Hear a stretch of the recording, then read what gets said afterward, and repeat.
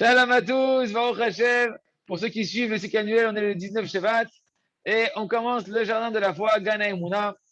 Donc, il se peut, donc rappelez-vous que dans le cas de l'Echad de Shalom, de l'état de santé d'une personne qui est malade et que les médecins sont en train de le décourager sur son pronostic vital, le Rav nous dit il se peut qu'une personne elle peut faire une mitzvah. Il se peut qu'à un moment donné, elle fasse une mitzvah, une bonne action, ou prendre sur elle une résolution, même une petite bonne résolution de changer, ou d'avoir une pensée de tchouva très forte, très sincère, et tout peut changer. Tous les pronostics ils peuvent être contredits. Et il se peut que, même que si les médecins, ils ont fait des analyses, des examens, peu importe quel examen, et que véritablement son état il est critique, jusqu'à ce que les résultats qu'on a entendus, qu'on avait, c'était des pronostics graves. Eh bien, il se peut qu'au final, si la personne elle arrive à faire chouva, si la personne elle va faire un certain chouva, son état de santé, il peut changer du tout au tout, pour le bien. Et les mêmes résultats des analyses qui avaient été terrifiantes au début sur le malade, maintenant qu'il a fait chouva, elles ne sont plus du tout valides. Tout a changé. Et en général, ce qui c'est que le Rav, il faut s'imaginer qui a demandé au docteur de donner des pronostics, un tel ou un tel, de donner de tels pronostics critiques. Même si maintenant, les gens de la famille, ils insistent, ils mettent la pression sur le médecin. On veut, vous nous dites les choses telles qu'elles sont, on n'a pas peur, on peut savoir la vérité, etc. Le médecin, il peut leur dire la vérité. Il peut leur dire ce qu'il sait. Mais il doit limiter ses paroles. Il doit mettre une limite à ses paroles et leur dire que c'est vrai. C'est vrai que c'est comme ça d'après la science, mais en réalité, on ne sait rien du tout. Bien que d'après l'ordre de la nature, il se trouve que la situation, elle fait peur, que la situation, elle est grave et que c'est un état critique. Ça, c'est tant que le créateur ne se mêle pas de la situation. Mais si le créateur vient s'immiscer dedans, alors il peut changer la nature en un seul instant. Parce qu'il peut tout est possible entre ses mains. Et il peut décider de donner la santé et la vie sans aucune loi à l'encontre de toutes les lois de la nature, sans aucun effort médical. C'est pour ça, les amis, de faire savoir, et pour ceux qui sont médecins et de corps médical, de faire très attention, de laisser l'espoir et la émouna aux malades pour donner la possibilité de guérir et de rester jusqu'à la fin de sa vie connecté à Kadosh Baruch Hu dans l'espoir en Hachem. On continue avec le jardin des louanges. Titrazek immacheyesh, renforce-toi avec ce qui est déjà là, avec l'existant. C'est pourquoi tout homme, dit le Rav, en fonction de son niveau de Emouna, il devra demander sur ça, mais sur ce sujet-là même, c'est-à-dire de demander à Kadosh Baruch Hu, aide-moi Hachem à te remercier surtout, aide-moi à avoir foi que tout est pour le bien. Parce qu'avant de faire tchouva, rappelez-vous, on parlait hier, qu'il faut d'abord être besimcha et après faire tchouva, ou d'abord faire tchouva et ça va amener la simcha. On a dit d'abord être besimcha. Donc pour être besimcha, il va falloir demander beaucoup la Emouna à Kadosh Baruch Hu en fonction de ta Emouna, de Hachem donne la Emouna, que tout est pour le bien, etc. Parce qu'avant de faire tchouva, rappelez-vous, il faut te calmer. Avant de faire tchouva, il faut que tu sois tranquille, que tu sois serein, que tu sois dans une joie parfaite avec Hachem en fonction de ton niveau à toi. Et seulement après, une fois que tu es dans cet amour d'Hachem, ce lien de confiance en Hachem, alors tu pourras faire tchouva, tu pourras reconnaître tes fautes comme il faut, de la bonne manière. Et le fait que tu fais tes tchouva, ça va t'ouvrir les portes de la Emouna que tout est pour le bien, et ta simcha, elle va encore plus s'augmenter. Si maintenant tu vois que tu n'arrives pas à être besimcha, oui, et que tu n'arrives pas à arriver à un remerciement parfait, eh ben, tu vas devoir t'arrêter dans ton idbo des doutes et faire idbo des doutes que sur ça, que sur ce manque de joie, et t'introspecter que sur ça, et demander au Créateur qu'il soit patient avec toi, que tu n'es pas en train de faire chouva pour l'instant, tu es en train de travailler la simra, tu dois faire chouva sur des fautes, d'être patient à Kadosh Baruch Hu sur les autres fautes que tu n'es pas en train de traiter dans ton idbo des doutes, parce qu'il y a plein de trucs que tu aurais dû traiter que tu ne les traites pas, et de dire à Kadosh Baruch Hu Hashem, en malasot, si je ne travaille pas d'être besimcha maintenant, je ne ferai pas une bonne introspection. J'aurais pas l'effort, j'aurais pas les nerfs de m'introspecter comme il faut. Alors je t'en prie, Hachem. Pour l'instant, aide-moi à me calmer, aide-moi à retrouver ma émouna, aide-moi à retrouver ma simcha, ma joie. Et une fois que je serai joyeux et fort dans ma joie, je serai chouva surtout à Kadosh Baruch Hu. Et ça, c'est ce qu'il écrit, Rabbeinu Akadosh, je l'écoutais Moharan. Dans la Torah 178, je l'écoutais Moharan. Que la plupart des cas d'entre nous, et c'est nous les amis, c'est nous, quand il dit la plupart, le rove des gens, on est dedans. C'est très difficile pour un homme de passer du temps à reconnaître ses fautes devant le Créateur. Non seulement il dit Rabbi Nachman qu'il y en a un qui va oublier ses fautes. L'autre, il s'en rappelle et c'est trop lourd, c'est la rasera de s'en rappeler de ses fautes, il n'a pas envie de s'en rappeler, il n'a pas envie d'en parler. Tout ce qu'il fait, c'est de me remettre ça sur le tapis. Et pour ça, il faut beaucoup de joie, il dit Rabbi Nachman, il faut une joie d'une mitzvah. comme par exemple un mariage, ce genre de choses où tu vas être vraiment dans une grande joie. C'est vrai que les Chassidei Breslev, ils allaient dans des mariages, pas simplement pour faire la misère de réjouir les mariés, pour être dans une simra et pendant les danses faire tes chouvas. Tu vas t'imaginer. Comme ça, il faut faire. C'est extraordinaire. Et à ce moment-là, hein, quand tu es Besimcha, nous dit Rabbi Nachman, dans une simcha d'une mitzvah, là-bas, pendant la simcha, tu vas reconnaître tes fautes. Pendant la simcha, tu fais de choses, parce que là-bas, tu es dans un vrai état d'émouna avec Hachem, dans l'état qu'il faut être, il nous dit Rabbi Nachman, complètement à l'opposé de ce qu'on pense, le bon état pour faire tes chouvas. Mais comme tu n'as pas tous les jours, le Rav Arush, c'est lui qui rajoute ça, comme tu n'as pas tous les jours des mariages, mon ami, ou des bar mitzvahs et des trucs comme ça pour te mettre dans la joie, comment tu vas faire pour être Bessimra entre temps, hein? Tu fais comment? Tu vas t'incruster partout tous les soirs, tous les jours? Comment tu fais si Hachem ne t'envoie pas un mariage aujourd'hui? Alors on comprend, il dit le Rav Arush, on déduit que même sans mariage, eh ben, un homme il doit tout faire pour se mettre dans un état de joie avant de faire tes chouvas. Soit en regardant, comme on l'a dit hier, les points positifs qui sont en toi, de tes mitzvot, de tes bonnes choses, ou bien par le fait que tu vas demander beaucoup à Kadosh Baruch Hu, tout simplement, Hachem, mets de la joie dans mon cœur, mets de la émouna dans mon cœur, que tout est pour le bien. Aide-moi à te remercier, BMS, que tout est pour le bien. Et comme ça, une personne, une fois qu'elle va rentrer dans cet état de joie, elle aura la force et les bons outils pour faire une teshuva correcte, qui elle-même va lui ouvrir les portes, on a dit que ça dépend de ça, les portes de la émouna, que tout est pour le bien, qui lui permettra de pouvoir arriver à un remerciement encore plus sincère sur son problème et d'obtenir une vraie délivrance qui provient d'un vrai sentiment de gratitude envers le Créateur. On continue avec à travers champs et forêts. Hachem connaît tous les secrets. Donc le Rav, on est dans les dettes du Rav, comment le Rav il a géré sa période des dettes. Après que j'ai beaucoup remercié Kadosh Baruch Hu dans mon Idbolut sur les dettes, alors je priais, j'allongeais mes prières pour qu'Hachem il me dévoile quelle est la faute qui a engendré cette punition que je sois endetté. Et qu'Hachem il me fasse mériter de faire teshuva et de tout réparer, de tout ce qui est à l'origine de cette souffrance-là. Et que je puisse mériter, et que je puisse mériter tous les jours de faire teshuva sur la faute en question jusqu'à ce que je puisse la réparer complètement. Mais comme cette punition là d'être endetté, elle est cachée. Rabbi a dit c'est une faute, il n'a pas dit quelle faute qui fait qu'on est endetté. C'est pourquoi l'essentiel de ma prière, elle était de manière générale. Et ça, c'est une invitation qu'on fait à chacun pour toutes les souffrances dans lesquelles un homme il est et qu'il n'a pas encore la raison pour laquelle, quelle faute il a fait, il doit faire ce genre de prière. Ribono Shalola, maître du monde, il n'y a que toi qui connais tout, tout est connu devant toi. Quelle est la faute qui a engendré que je suis endetté, que j'étais puni d'être endetté? Parce que Rabbeinu Akadosh, il a dit que cette faute-là, qui amène l'homme à être endetté, il a dit qu'il y a une faute qui amène l'homme à être endetté. Mais il n'a pas dit quelle faute, de quelle faute il s'agit. Alors je t'en prie, Créateur du monde, toi qui connais tout, qui sais tout, qui connais toutes les avérotes que j'ai fait, aie pitié de moi, pardonne-moi, répare mes avérotes, techaperli, la faute en question, et fais-moi mériter de revenir bitchouva totalement sur la faute et de la réparer totalement. Et entre-temps, que j'ai pas encore réussi à mettre le doigt et faire chouva sur ce qu'il faut faire chouva, sois patient avec moi, retiens ta colère avec moi, sors-moi de mes dettes, Bézat Hashem. On continuera la suite, merci Hashem demain. On continue avec le livre Le Jardin de la Sagesse.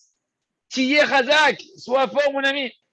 Et voilà rappelez-vous, on parle que le chemin de la simplicité de la Emouna, eh ben, c'est un chemin qui est avec des embûches de honte, que ta femme risque de te faire honte sur ta joie, qui paraît complètement folle. Le Rav, il danse sur les dettes. Imagine que le gens il disait ça va, tout va bien, Shalom Harouche.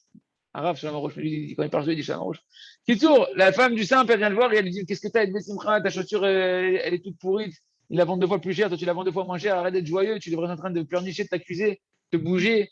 Il lui dit Zema Sechelo, Zema Secheli. Ça, c'est son histoire à lui, c'est mon histoire à moi. Qu'est-ce que tu me parles des autres? Ça sert à rien. Viens, on se concentre sur ce qu'on a déjà gagné, ce qu'on a fait, etc. Et le Rav me dit sois fort. De la réponse du simple, comment il a répondu à sa femme, qu'est-ce qu'on voit? On voit que le Tam, il était obligé de se renforcer face à toutes les questions de sa femme, parce que c'est des questions existentielles. Hey, c'est ma boule ou quoi? Tu es tombé sur la tête de Simra pour rien? C'est tout l'envers. Elle le remet en question sur sa Simra. Et ça, pourquoi? Parce qu'en réalité, ce sont des questions qu'un homme, il a, et qui va traverser quoi qu'il arrive quand tu vas dans le chemin de la Timout, dans le chemin de la simplicité que Rabbi Nachman nous enseigne. Et véritablement, ces questions-là, elles sont dangereuses pour nous. Parce que ça peut faire tomber un homme du chemin de la vérité dans lequel il a commencé à marcher. C'est pourquoi un homme, il avait besoin, et il devait lui répondre des paroles de Emouna. Il était obligé de se renforcer dans sa réponse, dans sa propre Emouna à lui, en parlant à sa femme pour lui rentrer de la Emouna à elle, mais aussi pour se renforcer qu'on le remet en question. Dans ta Emouna, attends, on t'attaque dans ta Emouna. Et lui, il ne veut pas qu'on le fasse tomber de sa Emouna. Et c'est ça l'essentiel, de se renforcer chacun avec cet intellect-là. C'est quoi cet intellect-là? Zema sechelo, vezema secheli, ועוד למה לנו לדבר מאחרים. Ça, c'est son histoire à lui, ça, c'est mon histoire à moi. Qu'est-ce qu'on va parler des autres? Mais on vit la Emouna, que chacun Hachem, il nous met dans notre chemin, que chacun, il y a une Ashgacha providentielle, la Kadosh Baruch Hu, pour moi. Et pour lui, c'est notre providence, c'est un autre tikkun. Il n'y a aucune comparaison à faire entre moi et mon ami. Et chacun, c'est une histoire à part entière de la grande histoire de l'humanité. Et ça, c'est un grand renforcement que chacun il peut prendre ici. De savoir qu'un homme, il doit rentrer dans son chemin à lui. Le chemin de la Timout, c'est rentrer dans ton chemin à toi, pas sur les rails de ton copain. Ton train, il a ses rails, il a ses stations, sa destination. Quand tu vas aller sur les rails de ton prochain, parce que tu regardes où est-ce qu'il va, tu es en train de dérailler, mon ami. Ça s'appelle un accident. C'est dangereux. Toi, tu dois regarder devant ni derrière. Le train, il doit pas reculer en arrière. Le train, il doit regarder devant. Il doit regarder ni à droite ni à gauche. Il reste sur ses rails. Et ses rails, elles sont tracées. Et Béhémet, chercher c'est quoi ma part à moi, c'est quoi ma mission à moi. Et j'ai pas besoin de me comparer aux autres pour comprendre leur mission à eux, que ça n'a rien à voir. Chacun il a son chemin et sa mission qu'Hachem attend de toi. Et ce qu'on voit dans cette histoire-là extraordinaire, c'est que lorsque la femme du Tam, elle a commencé à lui rentrer dedans, qu'est-ce qu'il lui a répondu? Ça, c'est mon histoire à lui, ça, c'est son histoire à lui, ça, c'est mon histoire à moi. Et c'est uniquement parce qu'elle l'a réveillé sur ce point-là de comparaison avec les autres qu'il s'est occupé des autres. Si elle ne lui avait pas parlé des autres, le Tam, dans sa simplicité, il ne regardait pas les autres. Il ne regarde pas ce qui se passe là-bas. Maintenant, tu me parles des autres. Alors, je vais te répondre avec la Emouna, comment on gère quand on a des idées qui viennent de jalousie ou d'être envieux, d'avoir un mauvais œil, etc.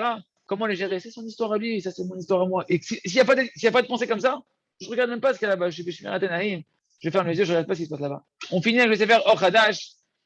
Shlemut Emouna, la Akir et Hashem. La perfection de la Emouna, c'est de connaître Hashem et connaître véritablement Hashem, pas le Hashem que tu t'es fabriqué dans la tête. Le Hachem, véritablement, qui a créé le monde par amour, que par amour pour toi, que par miséricorde. La Emouna totale, rappelez-vous qu'on a dit que la puissance de la Tila, elle se décompose en deux étapes. Shlemut Emouna, Shlemut Ratzon. La perfection de la Emouna dans ta prière et la perfection de la volonté dans ta prière. Le Rav a dit, on va d'abord expliquer la perfection de la Emouna, on va la détailler. Une fois que tu as une Emouna Chazaka en Hachem, tu pourras avoir une volonté puissante de faire la volonté de Kadosh Baruch Hu et on dévoilera c'est quoi, comment avoir une volonté parfaite. Donc on commence la perfection de la Emouna. On va raffiner un peu la Emouna. La Emouna parfaite, c'est la Emouna qu'Hachem Yitbarach. C'est quoi avoir foi parfaitement Hachem? C'est qu'Hachem, il peut tout. Qu'il n'y a rien en à Kadosh Baruch Hu. Qu'Hachem, il désire la vie, que tu vives plus que n'importe qui. Qu'Hachem, il veut te faire que du bien pour chacune de ses créatures et il veut délivrer chacun d'entre nous. Et cette Emouna-là, cette foi-là, on doit la décomposer en plusieurs sous-parties pour bien la construire et la fermer dans notre cœur. Première partie, on a dit c'est quoi? C'est qu'Hachem, il désire la vie. Cette partie-là, le Rav, il la décompose en plusieurs parties aussi. Rentrer en soi qu'Hachem, il veut que tu vives. C'est-à-dire quoi que tu vives? Que tu vives une belle vie, que tu vives physiquement, que tu vives spirituellement, que tu sois un tzaddik, que tu sois kadosh, que tu aies la matérialité que tu as besoin. Hachem, il veut te donner la vie. Donc, comment on décompose ça?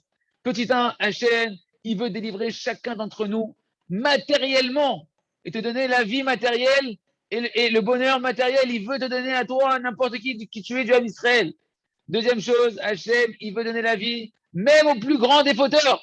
Kadosh Baruch Hu, il veut lui donner la vie s'il fait tchouva, qu'il fasse tchouva et qu'il vive. Troisième chose, à plus forte raison que Hachem, il veut donner la vie spirituelle et éternelle à chacun d'entre nous. Jusqu'à présent, c'est la vie matérielle. Mais Kadosh Baruch Hu, il désire encore plus te donner la vie spirituelle, la vie éternelle, c'est-à-dire la Torah, les mitzvot, la Shemirat Enaim, la Gdusha, d'être un tzaddik, comme Rabbi Nachman de Breslev, Rabbi Kadosh. Quatrième chose, Hachem, il veut te délivrer spirituellement immédiatement à l'instant, te sortir de ta prison spirituelle. Pas demain, pas dans 10 ans, pas dans 100 ans. Il veut maintenant, Hachem. Et même le plus grand des fauteurs, sache que la bonté d'Hachem, c'est qu'il vive et qu'il revienne Bitchouva Shlema, d'un repentir total, et qui mérite d'avoir tous les niveaux qu'un juif il peut avoir spirituel. Deuxième partie de la Emouna, qu'Hachem, il peut tout, qu'il n'a aucune limite à Kadosh Baruch Hu. Ça veut dire quoi qu'Hachem, il peut tout? Regardez comment le Rav, tac, tac, tac, tac, tac, comment ça se construit la Emouna. C'est pas je crois en Hachem. Comment il faut raffiner, il faut prier. Et ça, chaque point, les amis, bien entendu, il va falloir prier pour les intérioriser et les vivre et construire notre Emouna. Donc, c'est quoi la deuxième partie? On a dit qu'Hachem, il peut tout. Hachem, il peut tout matériellement. Hachem, il peut tout spirituellement. Ça veut dire quoi? Qu'Hachem, il peut te délivrer, chacun d'entre nous, peu importe ton niveau spirituel, et peu importe ce que tu as fait jusqu'à présent et dans quel bout et gadou tu te retrouves, dans quel pétrin spirituel tu t'es empêtré, tu t'es enchaîné et tu t'es emmêlé, Hachem, il peut en un seul instant te délivrer de là-bas. Tu dois avoir cette émouna-là. En Yehush, parce qu'Hachem, il peut tout. Hachem, il peut tout en un seul instant, il veut. Autre partie, Hachem, il peut tout spirituellement. Ça veut dire quoi? Que Hachem, il peut te donner tout en un seul instant sans aucune limite de temps. Il n'y a pas d'espace-temps pour Akadosh Baruch Hu. Et contre toutes les lois de la nature, que tu dis, mais c'est pas possible, que tu me connais pas, tu connais pas ce que j'ai vécu, tu connais pas ma nature, tu connais pas mon enfance, tu connais pas comment j'ai été conçu, tu connais pas mon Gilgoul, tu connais pas le grand ambianceur de faute que j'étais dans le Gilgoul passé. Akadosh Baruch Hu, il peut tout faire en un seul instant, au-delà de tout ton entendement à toi. Et Hachem, on va continuer à développer chaque Yesod un à un. Premier Yesod, on rentre en profondeur dans que Hachem, donc on a vu deux grands Yesodot. Hachem, il désire la vie, Hachem, il peut tout. Maintenant, on va rentrer en profondeur dans Hachem, il désire te donner la vie. Il y en a qui posent la question. Comment c'est possible qu'un homme, il sache que Hachem, il veut me sauver ou pas? Hachem, il ne veut pas me sauver. Hein? Pourquoi on est déprimé? Pourquoi on a la rasra? Hachem, moi, peut-être qu'Hachem, moi, ça, il s'occupe d'autres personnes. Il a vu que je suis un bon à rien, il a essayé, je suis bien un petit canard. Comment tu sais que Hachem veut me sauver? Ah, l'essence même de cette question-là, mon ami, elle vient de montrer que ta émouna, elle demande du chizouk. Que ta émouna, elle a besoin de vitamines, mon ami. Ta foi, elle a besoin de vitamines. Si tu as des questions comme ça, c'est le moment d'aller crier, de demander de la émouna à Kadosh Baruch Hu. Parce que là, tu es dans les premiers niveaux d'Aïmouna qu'il va falloir renforcer. Ça te montre qu'en réalité, Amash, ta vision d'Hachem, elle est tordue, elle est gambrée. Tu ne connais pas Hachem du tout. Tu ne connais pas la nature d'Hachem la plus basique. Et ta relation avec Kadosh Baruch Hu, Ken, tu l'as mise à un niveau que comme nous, on peut avoir des relations humaines et que ce n'est pas du tout comme ça Kadosh Baruch Hu. On a déjà expliqué que la volonté d'Hachem, c'est elle la volonté de toute la création du monde, de tout ce qui existe sur Terre. Et cette volonté d'Hachem, il a créé le monde par amour, pour qu'on vive, pour que le monde y soit habité, pour que le monde il connaisse Akadosh Baruch Hu, et sa volonté Akadosh Baruch Hu, elle est immuable.